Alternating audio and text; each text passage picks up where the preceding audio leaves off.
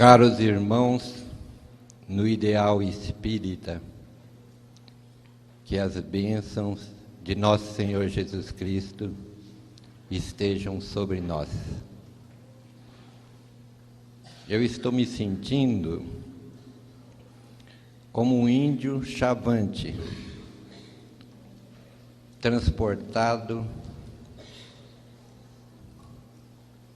da taba na selva onde mora a uma universidade, perante professores ilustres, com a obrigação de falar sobre o apóstolo que o catequizou. O coitado do índio não conhece a terminologia das pessoas civilizadas. Não sabe como se portar entre elas.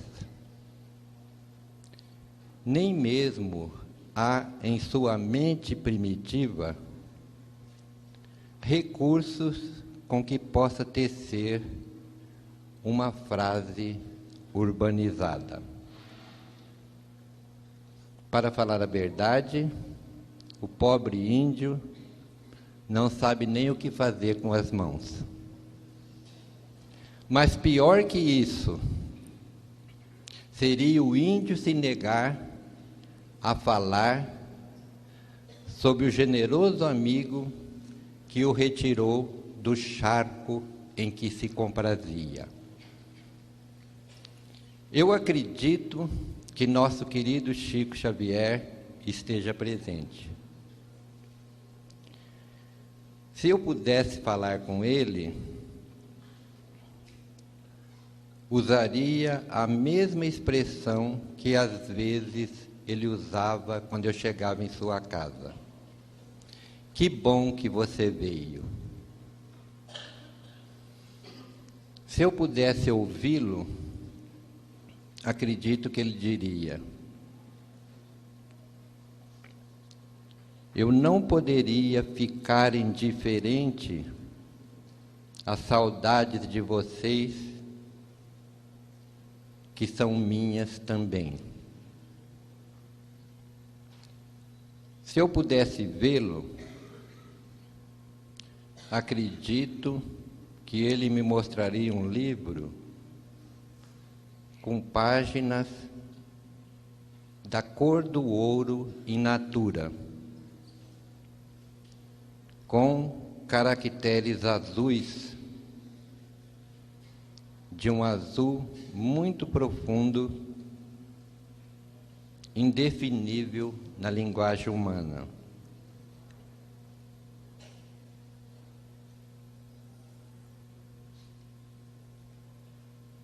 Indicar-me-ia um texto que ele gostaria de deixar como mensagem para o nosso encontro. E ele, o apóstolo, me pediria que o lesse. E eu, o batráquio, que não sirvo para beijar o chão que ele pisou, obedeceria com prazer.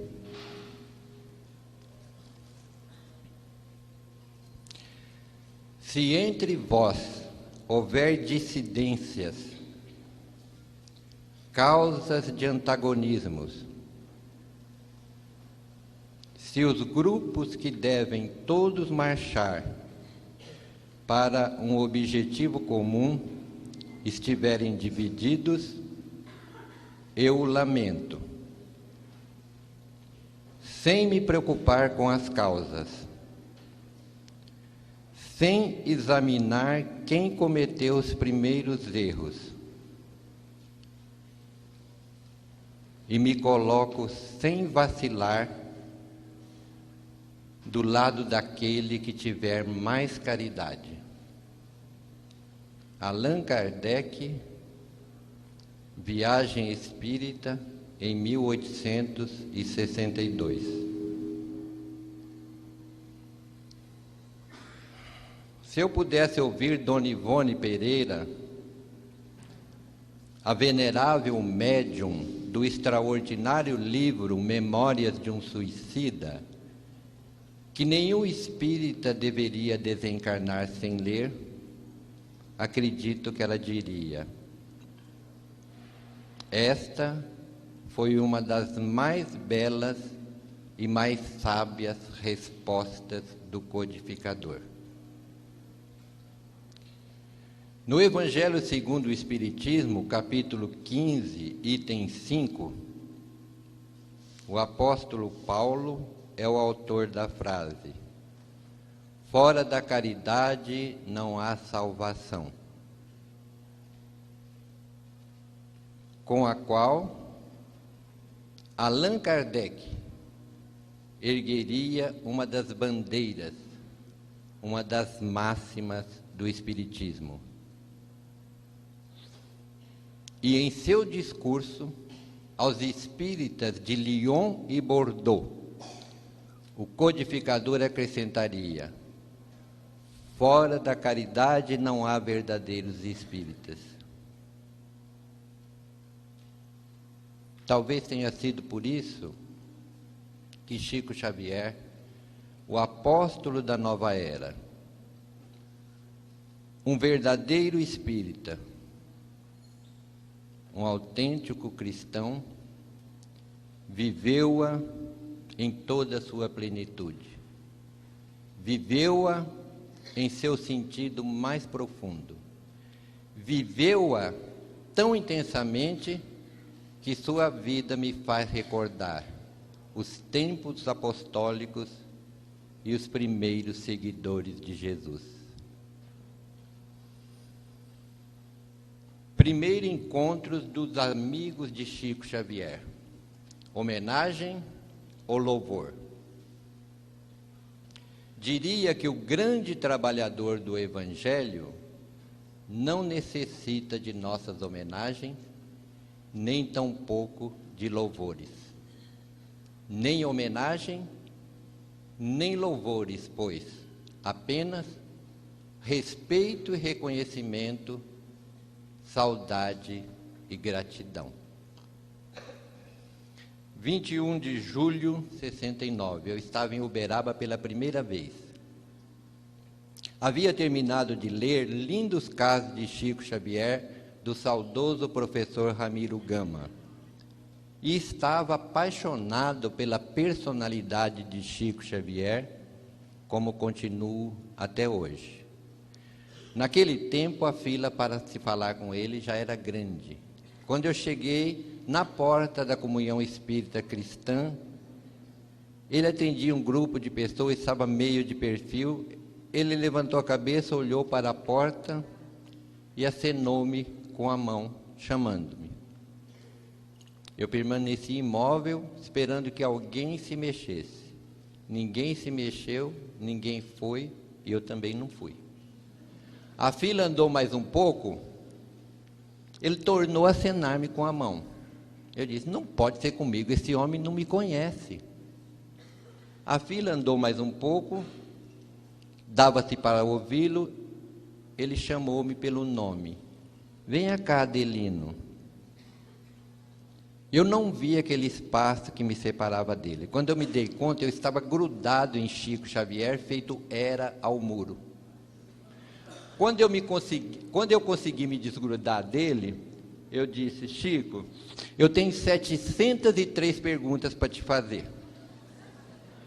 Ele disse: vai fazendo, meu filho, uma de cada vez. Aquela paz dele me desconcertou. Eu nunca tinha conhecido alguém com tanta paz. Ele disse: qual é a primeira? Eu disse: Chico, eu estou vindo para o Espiritismo, eu tenho um anseio intelectual muito grande. Eu nunca entendi a vida como agora. Eu encontrei o sentido da vida. Eu sempre fiz muitas perguntas da vida, e o Espiritismo foi a melhor resposta que a vida me enviou. E eu estou com medo de fazer uma faculdade e a tese materialista me roubar o pouco Espiritismo que eu tenho. Ele disse: não, nós precisamos estudar. Deus tem mandado livros aos homens. O primeiro livro que Deus mandou aos homens foi um livro de pedra, os 10 mandamentos de Moisés. Psicografia na pedra, Moisés era médium psicógrafo. Depois falou do Velho Testamento, do Novo Testamento, das obras de Allan Kardec. Claro que sua humildade não o deixaria falar de seus livros. Aí ele me deu a primeira resposta: mas não adianta ser sábio sem ter amado primeiro. Qual é a segunda? Ele disse: eu sou muito procurado por comunistas, socialistas, que querem a mudança do regime. Excluindo esse pessoal que faz passeata na rua, enquanto os pais estão pagando a faculdade e mantendo o lar, aquela meia dúzia que quer a mudança do regime por amor ao povo que está sofrendo. Ele disse: se você tem o amor no seu coração, você não precisa de um regime que te obrigue a dividir. Divida agora. Por que você vai esperar ser obrigado a dividir? Aí eu disse: Chico, por que nós brasileiros somos tão contidos em matéria de sexo? Eu era jovem, tinha 26 anos na época, quando o sexo é praticado livremente, e declinei o nome de 2 países. Ele disse: mas esses países que você mencionou são os países de maior índice de suicidas do mundo. Se o sexo resolvesse o problema, eles não se matavam, não é mesmo? Aí eu arrisquei: e as imensas concessões do amor livre? Ele disse: se é livre, não pode ser amor, porque o amor é com responsabilidade. Essas 3 respostas de Chico Xavier, aliás, que foram 4, me mudaram a vida para sempre. As outras 699 eu fiz no decorrer dos 33 anos de amizade sem jaça. E uma das que eu considero mais importante é esta: Chico, por que Jesus falou assim: buscai primeiramente o reino de Deus e a sua justiça? Por que ele não falou assim: buscai primeiramente o reino de Deus e a sua misericórdia? Por que ele mandou buscar exatamente a justiça? Ele disse assim: porque a justiça está acima da misericórdia. Eu falei: Chico, eu não consigo entender isso. Facilita, vai. Já tinha passado alguns anos, eu já me considerava mais íntimo, né? Ele disse: quando nós reencarnamos, prometendo fazer tanta coisa, a gente vem para a Terra e não consegue fazer nada, nós voltamos para lá, e os benfeitores espirituais que planejaram a nossa reencarnação, que endossaram a nossa reencarnação, nos tratam com muita misericórdia, com muita bondade. Não há ninguém nos acusando nas colônias espirituais, não. Mas parece que quanto mais bondade e misericórdia eles usam para conosco, mais envergonhados nós ficamos. Aí nós enchemos de coragem e pedimos a nova reencarnação. De maneira que sem justiça não teremos paz. Ninguém tem paz com contas a pagar. Chico, qual que é a virtude mais difícil de ser adquirida? A paciência ou a humildade? Uma não vem sem a outra, mas a mais difícil é uma terceira: a abnegação. A abnegação não pode ser ensinada, ela deve ser vivida no silêncio com Deus. Temos que compreender que nós não somos dono de nada. Você já leu aquela epístola de Paulo a Timóteo? Lá ele fala assim: nada trouxemos para este mundo, e manifesto é que nada podemos levar dele. Desprender-se das posses, das pessoas, eis o caminho. Uma das nossas maiores dificuldades aqui na Terra é entender a vontade de Deus a nosso respeito. Que um dos maiores exemplos que nós temos na história da humanidade foi o de Paulo de Tarso, ainda Saulo, quando o Cristo lhe aparece em pleno sol do meio-dia. Ele caiu do animal, ele estava de joelhos, ele não tinha se levantado ainda, ele disse: Senhor, que queres que eu faça? Ali deixou de existir Saulo de Tarso para nascer o grande apóstolo Paulo de Tarso. Que deixou de existir Saulo de Tarso para nascer o grande apóstolo Paulo de Tarso? Quem de nós, diz ele, que antes de nos levantarmos de manhã, dizemos assim: Senhor, que queres que eu faça hoje? Aí eu perguntei: Chico, por que tanta dificuldade no casamento? Por que tanta dificuldade na vida em família? Ele me disse: porque nós amamos muito pouco. Tenho aprendido com os benfeitores espirituais que um corpo, uma família, um plano reencarnatório dá muito trabalho, leva muito tempo.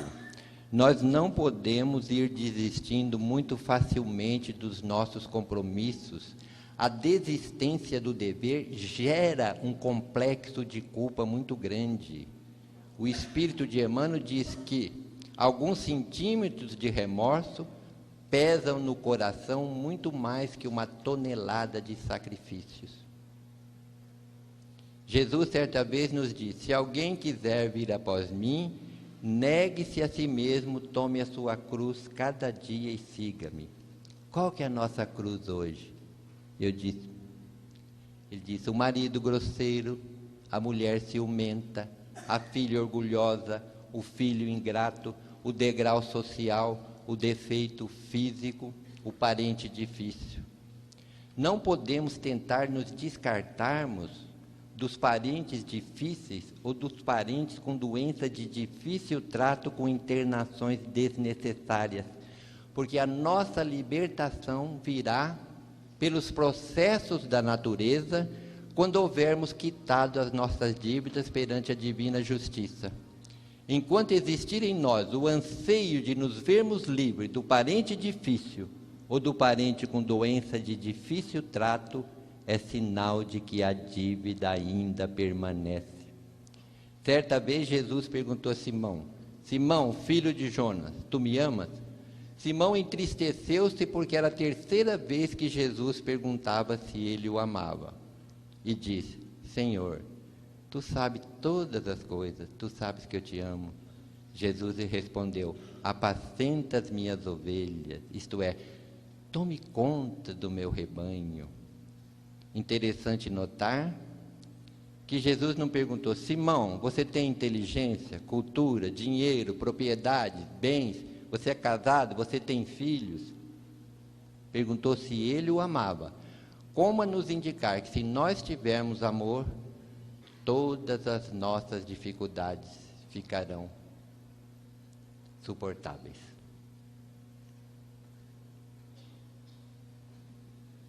5 frases sobre Chico Xavier. Se aprendi a doutrina espírita nas obras de Allan Kardec, eu a compreendi nos exemplos de Chico Xavier. Jane Martins Vilela, Cambé, Paraná. Futuras gerações dificilmente acreditarão que tenha passado sobre a Terra um homem como Chico Xavier. Huberto Roden. Não lhe foi possível evitar a fama, mas não se deixou corromper por ela. Hermínio Miranda. Chico Xavier, um beijo de amor celeste na face do Brasil. Rolando Mário Ramaciotti. A vida de Chico Xavier é, sem dúvida alguma, uma das mais belas páginas da humanidade. Carlos Bacelli.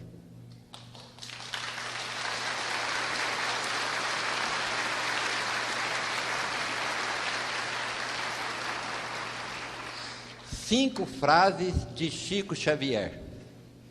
A Terra sem Jesus seria como um planeta sem luz. Justiça sem misericórdia é como terra sem água. A culpa só se resolve com amor e trabalho.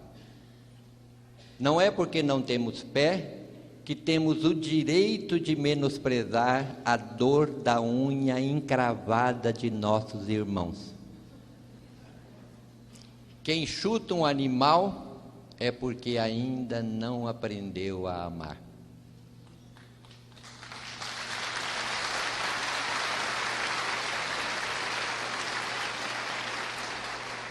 Chico Xavier era uma pessoa tão humana. Para mim, Chico Xavier é o ser humano mais humano que eu conheci. Ele gostava, ele era um manancial de casos, e ele os contava com tocante ternura e simplicidade.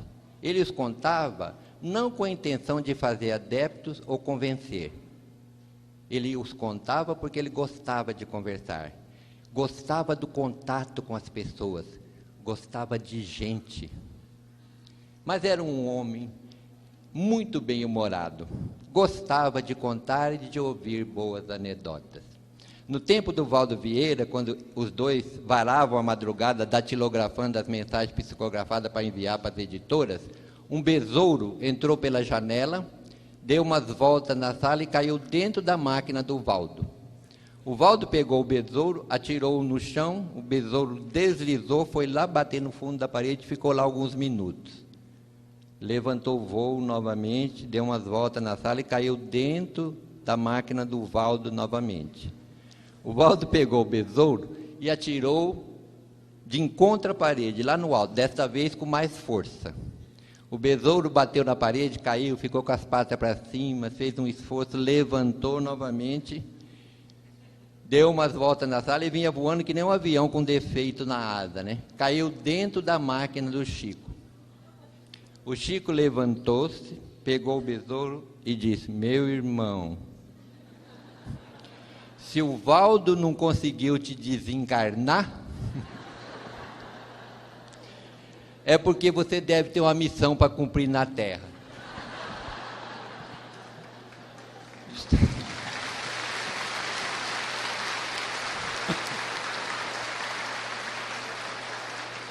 Jogou o besouro pela janela e disse: vai com Deus, vai com Deus.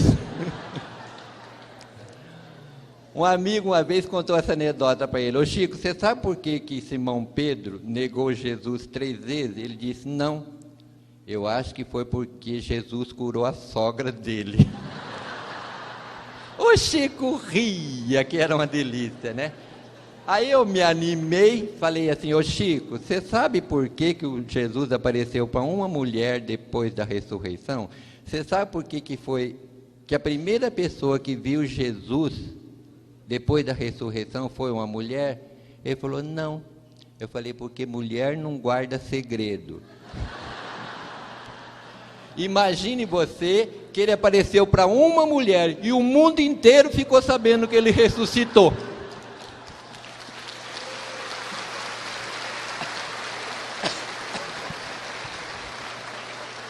Aí ele nos contou uma anedota.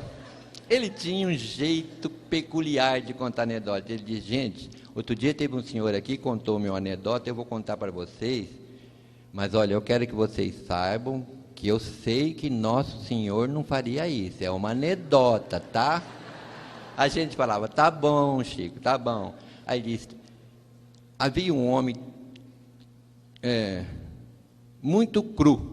Eu já interrompi e falei: ô Chico, o que é cru? Ele falou: é para não falar cruel.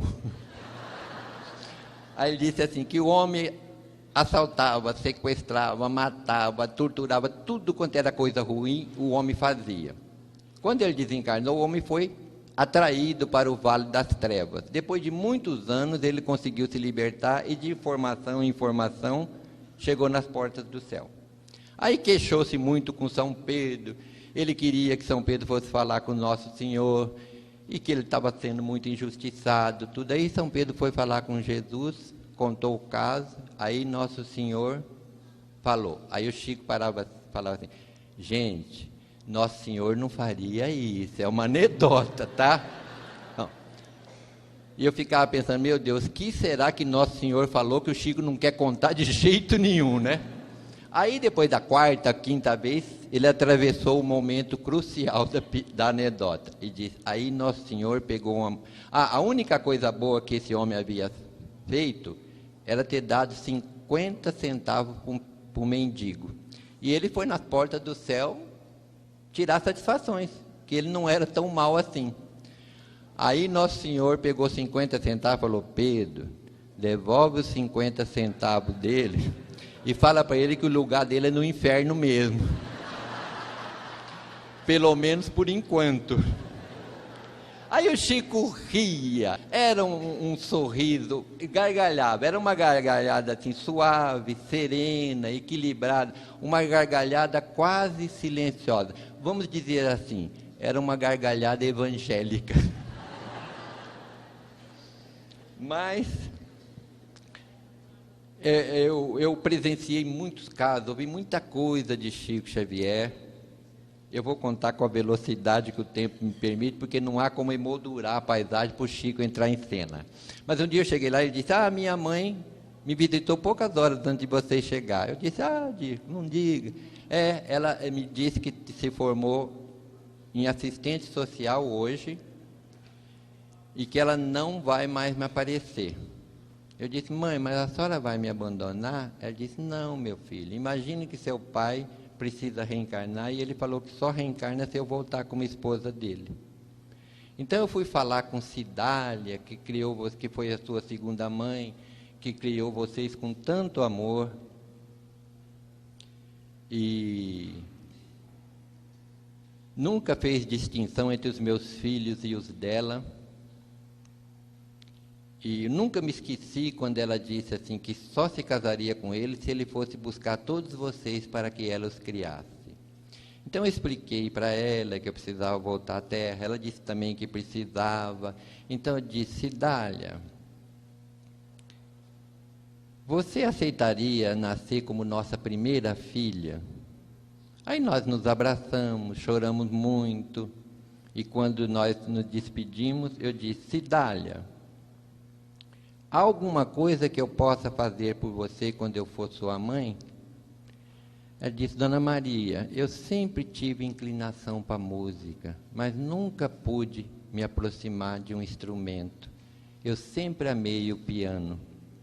Aí Dona Maria João de Deus disse: tá bem, minha filha, eu vou imprimir no meu coração um desejo para que a minha primeira filha venha com inclinação para a música. Jesus há de nos proporcionar a alegria de possuir um piano. Até um dia, meu filho. Nesse instante, o Chico terminou a narrativa dizendo que naquele momento ela também começou a chorar. O Chico ficou impedido há alguns anos de ir ao centro, porque ele estava sem movimento nas pernas, com o coração muito fraco. Mas a multidão, nos dias que ele estava melhor, cercava a rua dele. E naquele dia havia gente dos 4 cantos do Brasil. A rua da casa do Chico fervilhava de gente. Quando o portão se abriu, eles foram passando uma por uma em frente dele. Eram pessoas de todas as idades, de todas as condições sociais, dos mais distantes lugares. Uns diziam assim: eu só queria vê-lo. Outros falavam: eu só queria tocá-lo. Eu só queria ouvir tua voz. Outros queriam espantar uma ideia de suicídio, pediam notícias de familiares. Outros não conseguiam pedir nada nem dizer nada, só choravam. Eu vendo ele atender aquela multidão com aquele amor, eu disse: meu Deus, pensei, a aura do Chico é tão boa, o seu magnetismo é tão grande, que parece que ele pulveriza as nossas dores e ameniza as nossas ansiedades. De repente ele se volta para mim e diz: eu não posso compreender a bondade do nosso... Não, comove-me a bondade do nosso pessoal em vir me visitar. Eu não tenho mais nada para dar, eu já estou quase morto. Por que você acha que eles vêm? Falei: meu Deus, frente a um homem desse, a gente não pode mentir, né? Nem de dizer qualquer coisa que venha ferir a sua humildade, se bem que ele sempre disse que nunca se considerou humilde. Aí eu me lembrei de Jesus. Quando Jesus veio ter conosco, a multidão cercava Jesus aonde quer que ele fosse. Basta lembrar que quando aquela mulher que toca a beirada da túnica, que sofria de um fluxo sanguíneo, ele para e diz: quem tocou as minhas vestes? Simão Pedro diz: o senhor vai querer... Ele para e diz: quem tocou as minhas vestes? Simão Pedro diz: o senhor vai querer saber quem tocou as suas vestes? Bem vês que a multidão te comprime. Não, Simão, alguém tocou as minhas vestes, porque de mim saiu uma virtude. Então a multidão cercava Jesus. Quem lê o Novo Testamento sabe. Zaqueu, que segundo a narrativa evangélica era um homem de pequena estatura, mas era tanta gente em volta de Jesus que ele não conseguia ver Jesus. Então ele formou para onde Jesus ia, correu na frente, subiu num sicômoro, uma árvore. Pelo menos ele ia ver o profeta famoso que ia passar ali debaixo da árvore. Quando Jesus vai passando debaixo da árvore, ele olha para cima e diz: Zaqueu, desce depressa, porque hoje me importa hospedar na tua casa. Gente, eu acho que Zaqueu não desceu, ele deve ter caído da árvore. Porque ele só queria ver Jesus. Jesus fala com ele e diz que vai se hospedar na casa dele. No entanto, Zaqueu, posto na presença do Senhor, diz: Senhor, se eu prejudiquei alguém, eu vou devolver quadruplicadamente. Uma vez Jesus estava numa casa, era tanta gente na rua, quase estrada empoeirada, a casa estava cercada de gente, pisoteando a horta, as flores. Tentaram introduzir um paralítico e não conseguia, porque ninguém arredava pé. Aí ataram o paralítico numa corda, destelharam um canto da casa e desceram o paralítico pela corda. Então a casa do Chico me fez recordar essa casa que Jesus estava. A multidão lá fora, o povo se comprimindo, pisando nos seus canteiros de flores, aquele entra e sai. E ele estava olhando para mim, esperando a resposta. Eu olhei para ele e falei: ô Chico, eu acho que eles estão com saudades de Jesus. Ele olhou para mim assim, acho que ficou tão surpreso com a minha resposta, e eu mais ainda, né? Mas ele continuou atendendo a multidão. Todo mundo beijava a mão dele e ele beijava a mão de todo mundo. Isso já era quase meia-noite, tinha começado 7h30, 19h30, os lábios do Chico estavam ralados, sangrando. Eu fiquei com tanta pena daquele homem, nos seus 88 anos, beijando a mão de todo mundo. Eu disse: ô Chico, por que você beija a mão deles? A força e a humildade da sua resposta continuará sacudindo-me e emocionando-me para sempre. Ele disse: porque eu não posso me curvar para beijar os pés. Ai, aquilo me doeu até, né? Então, para mim era o representante de Nosso Senhor na Terra, né? Nesses 33 anos que eu vim a Uberaba, eu conheci muita gente. Gente boa, gente meio boa e gente menos boa. Alguns o tempo vai apagando da memória, mas ele nunca vai ter força suficiente para apagar esse personagem. Naquele tempo que as sessões do Chico se estendiam pela madrugada, ele chamou minha atenção pela alegria com que ele chegava perto do Chico. Os olhos dele quase se inundavam de luz. Era sempre o último da fila. Ele vinha com aquele passo cansado, trôpego, né? Ele tinha a pele muito escura, o cabelo enrolado, uma ferida, quase sempre uma ferida nos lábios, pés rachados. Chamava-se Jorge. Eu acredito que o Jorge deve ter tomado muito pouco banho na vida dele, porque seu corpo franzino, magro, mal alimentado, exalava um odor desagradável. Ele tinha na boca alguns dentes apodrecidos, e quando ele falava, o hálito dele era quase insuportável. Quando ele chegava perto do Chico, o Chico perguntava para ele: Jorge, como é que vai a vida? Ele disse: tio Chico, eu acho a vida uma beleza. Ele falava assim meio de soquinho, né? Como é que foi a viagem? Ele morava tão longe que o Chico chamava a vinda dele ao centro de viagem. Tio Chico, eu vim parando debaixo das árvores, olhando as flores que Deus plantou. O que você mais gosta de olhar, Jorge? O azul do céu, tio Chico. Às vezes eu penso que Nosso Senhor Jesus está me espiando por detrás de uma nuvem. E o Chico conversava com o Jorge 5, 10, 15 minutos. Eu falava: meu Deus, por que o Chico não diminui o tempo do Jorge? E dá mais tempo às outras pessoas. Teve gente que viajou milhares de quilômetros, veio de Fortaleza, Manaus, e ele mal pegou na mão dele, ele perde tanto tempo com esse cara aí. Mais tarde eu fui entender que somente o Chico Xavier seria capaz de parar para ouvir e entender o Jorge. Ninguém lhe dava atenção. Quando ele chegava perto dos espíritas, foi a única vez na vida que eu vi todos os espíritas ser tão caridosos. Eles enfiavam a mão no bolso, davam um trocado que era para ele sair de perto. Então ele ia comprar pipoca, guaraná, doce, ele tinha uma capanga, ele jogava tudo dentro da capanga, dinheiro, que dá, depois ele dava um nó. Aí eu falei, bom, agora acabou. Aí o Chico falava, agora o nosso Jorge vai declamar uns versos. Eu chegava até a me virar na cadeira, assim, né? Aí o Jorge declamava 2, 3 versos. Eu falava, agora acabou. Aí o Chico falava assim, agora para nossas despedidas, declama aquele que eu mais gosto. Ele falava, qual, tio Chico? Aí o Chico falava, aquele da moça que você ia roubar. Ele falava assim, ah, tio Chico, eu já me lembrei.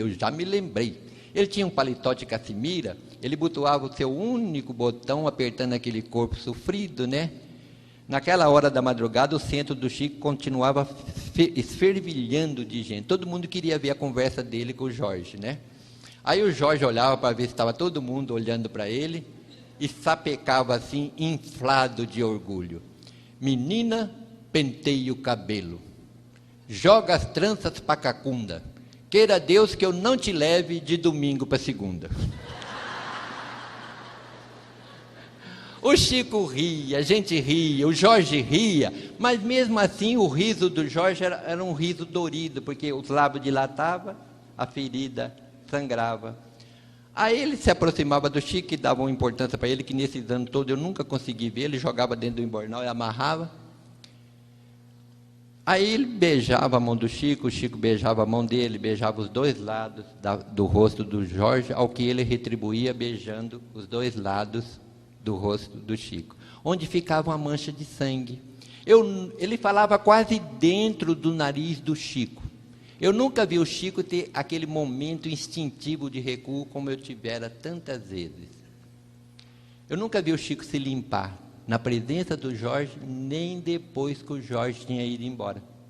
Eu que muitas vezes na casa lá do Chico pegava um pano de prato, molhava na torneira e limpava o que nós chamávamos carinhosamente de o beijo do Jorge. Eu não saberia dizer quantas vezes eu pensei em levar um chinelo para o Jorge, uma camisa, uma botina. Quando eu lembrava, eu não sabia o número. Falava, na próxima vez eu pergunto. E o tempo foi passando, eu não levei nada. Não levei nada e me lembro do apóstolo Paulo. Façamos o bem enquanto temos tempo. De repente, fica tarde demais. O Jorge desencarnou numa noite fria aqui em Uberaba. Esquecido do mundo, esquecido de todos, mas não de Deus.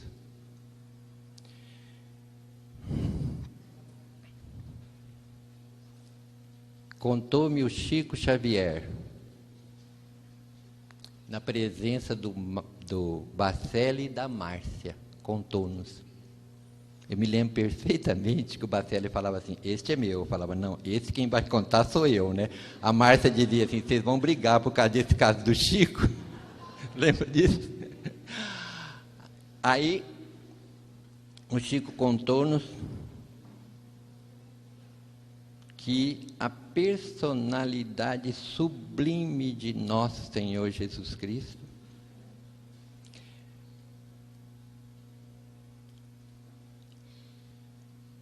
veio pessoalmente buscar esse homem de pele escura, cabelo enrolado, feridas nos lábios, pés rachados, mau hálito, mau cheiro. Retirou ele do corpo que estava envolto em pedaços de coberta, aconchegou-o de encontro ao peito e voou com ele para o espaço, como se carregasse o mais querido dos seus filhos. Não vos deixarei órfãos, estarei convosco até o fim dos séculos. Ele não faria uma promessa que não pudesse cumprir. Um dia eu estava no Acre, considerado o estado mais pobre da federação, eu estava num sufoco. Eu não vejo espírito, não ouço espírito, não sinto espírito, mas na minha imaginação, eu tive a impressão de ver, porque tinha muita gente, eles pensavam porque eu era amigo do Chico, sabia alguma coisa, né? Eu tive a impressão que o Jorge entrou pela porta da federação, veio andando, chegou perto e disse assim: conta minha história para eles, senhor. Há 2 anos eu estava em Portugal, no Centro Espírita Casa do Caminho, de nosso irmão Rui Marta e nosso irmão Joaquim, que vieram especialmente para esse encontro, também num sufoco. Quando eu olhei para a porta lá do centro do Rui, eu tinha a impressão, ou a minha imaginação, que o Jorge entrava e dizia assim: conta a minha história para eles, senhor. E hoje, quando eu estava terminando, com saudade de Jesus, eu tive a impressão de que ele atravessou o corredor,